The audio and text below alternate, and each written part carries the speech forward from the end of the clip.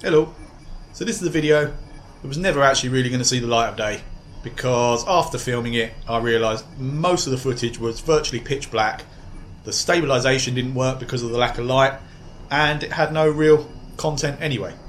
But given the current circumstances, I figured even this is more entertaining than nothing at all. So please bear in mind, this was recorded on the 16th of March, I think it was, prior to the lockdown, and I was in total isolation when I did this ride. Hopefully there's something in there that at least one of you will enjoy. Good morning, good afternoon, good evening. Welcome to What's Up 321, I think it is.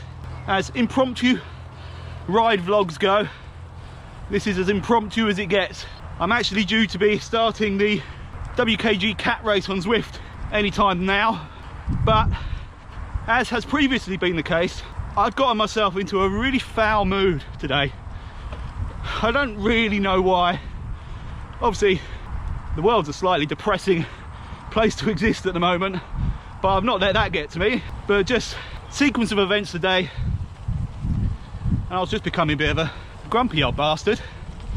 So, for my own good, and for hers, because I think she just wanted me out of the house, Mrs. Marcus Neal insisted I get on my bike.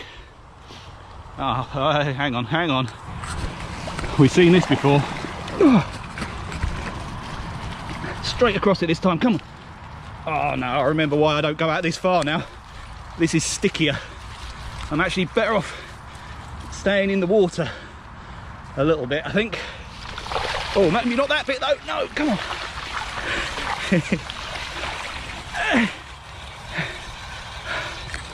Alright, I've been out for 2 minutes.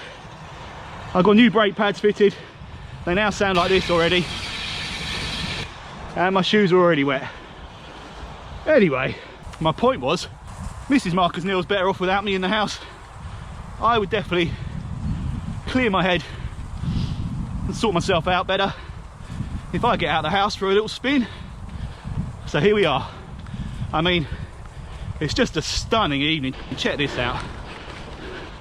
Blue skies, wispy pinky orange clouds, and the temperature's not even that bad. I'm in shorts and short sleeves.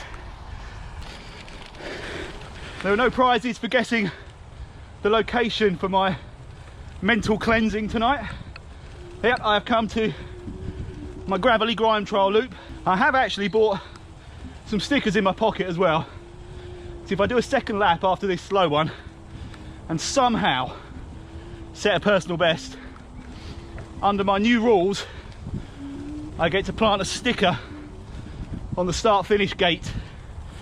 If I don't do a PB, the gate remains stickerless.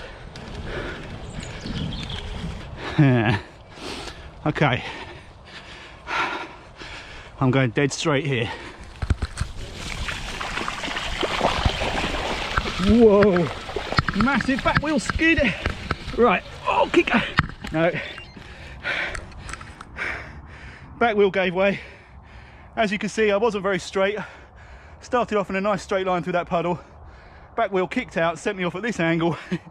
Well, I suppose that answers any questions about whether I should or shouldn't go for a second fast lap. I'll leave that one for another day, I think.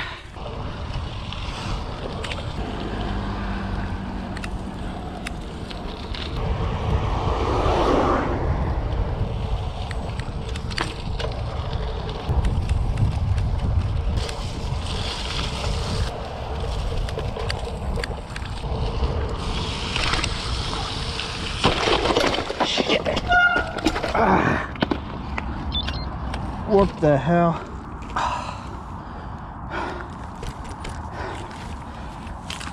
Oh, that was a proper nutcracker. Somewhere in the middle of that is a very deep pothole. Oh, I hit it. It's thrown my bottles from my cages. It threw me forwards off my seat and into a headset a little bit.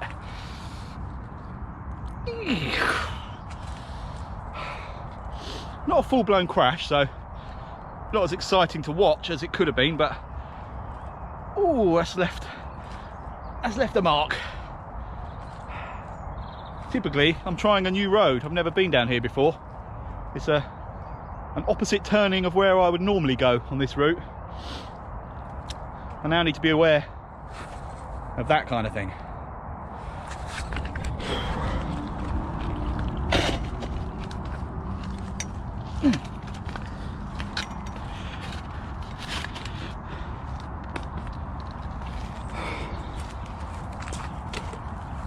Don't think anything broke.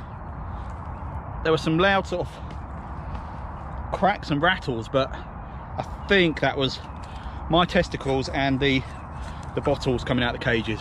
Oh no, hang on, my chain's come off. Is it just a chain drop? It appears to be. Got the usual horrible disc brake sound now. Oh. Well, it was quite a thud, but it looks like I got away with it, damage wise. Oh my god, what gear am I in? Ooh. Oh, that noise. Now this is very cool, but very dark. I can't really see, no, right, I'm not gonna be able to do this. It probably is a bit brighter on camera, but I'm really struggling to see. Hang on, let's see if my light goes any higher than that. Yeah, I've got one more setting. Yeah, I still can't really see the surface beneath me. But, other than that little half a crash back there, I think I found a really nice route. I'll go a little bit further. If it starts getting any wetter and rougher than this, I think I'll have to turn around and come back on a lighter day. Oh, ow. Oh, hang on, I've come out. I'm right next to the motorway again. Where the hell am I? So that's the M25. I've been riding alongside it for, I don't know, 500 metres or so. There's a crossing there. I can't quite make out the signs to see which junction we're at. But I've got a feeling this is just going to loop back round to where I was. Whew. Gravel bike adventures in the dark.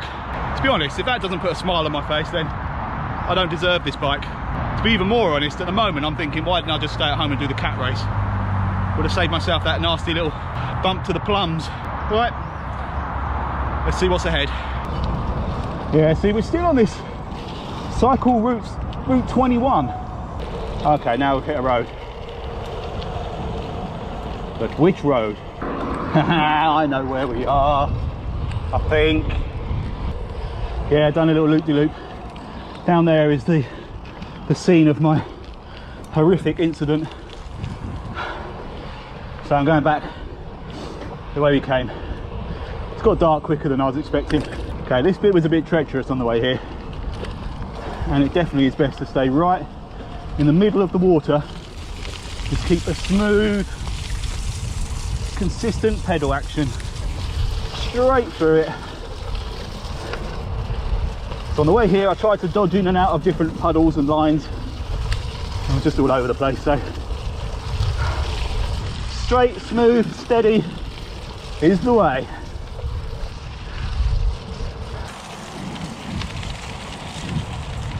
I'll tell you what's not the way. One-handed. That was a squeaky bum moment if ever there was one.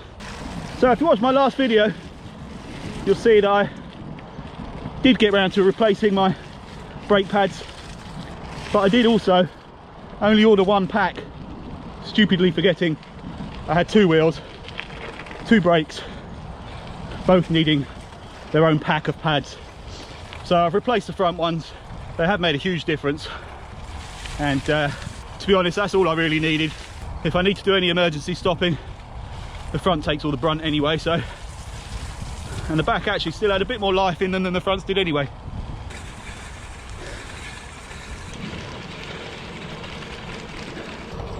This cheap old Amazon light's good, you know. It's one of the first times I've had it fully charged when I've been out and it's got dark. It's definitely lighting a path for me. Not sure if that's coming across, but I'm certainly grateful to have it. It was very cheap, and rather than spend hundreds on expensive lights, which I'm sure you get a lot of performance. I'm sure there is some value in them. But, oh, missed my turning. But for the price, I'd rather have 2 or 3 of these. And then you double them up when you want like super duper power, or you just got spares for if the battery goes in one of them. I don't know, might be another false economy of mine. Okay, this is going to need some thought. Not that bit, that's fine. This bit, I'm thinking straight line it.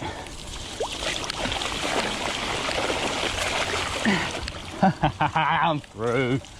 Nice. Oh no, now I'm stopped, my back wheel's spinning. Alright, solid ground.